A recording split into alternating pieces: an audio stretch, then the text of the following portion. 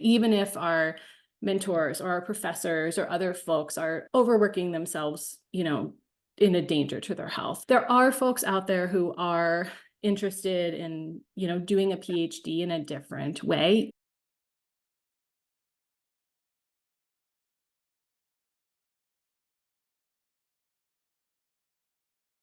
I did a combined master's and PhD in rhetoric and composition. After I graduated, I took an alt-ac path and started a business as a productivity coach for academics. I work with folks who are in like the last 6 months of their dissertation. They're overwhelmed. Folks often will hire me like at the beginning of starting a tenure track because they're like, I need to slow down after I just binged writing my dissertation, and I don't want to work like that anymore. What I do in that is a lot of helping folks to break down these complex goals into really, like small actionable tasks. Near the end of a dissertation, folks feel like they're never going to finish or have negative self-talk or feel, terrible. So I like to help them with that.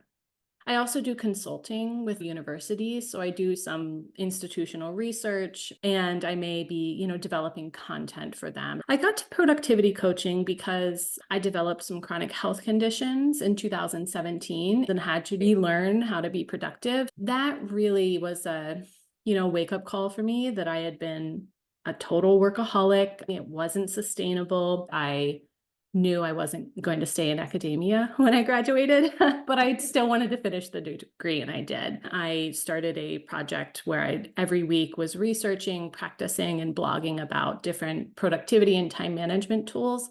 And I did that for 2 years. I began to find my niche as well, which is really like productivity through the lens of slow living. I knew that when I graduated, I would officially launch my business. So I started slowly working with clients. So by the time that I graduated, I had testimonials, I had a small book of clients. So that was also an obstacle. I remember hearing feedback from one professor who was basically like, why did you waste your time in grad school? Like, if you're not going to go and be a professor, which just was so disappointing. Even though I had a great cheerleader and my advisor, I do wish that I had had more mentors or models who had taken an alt-ac path or who could have connected me with other folks who had to offer support in that way. I do hope to not just be like an independent scholar of productivity and not just like a coach or a workshop leader, but like influence some change in the way we think of productivity in the realm of graduate school.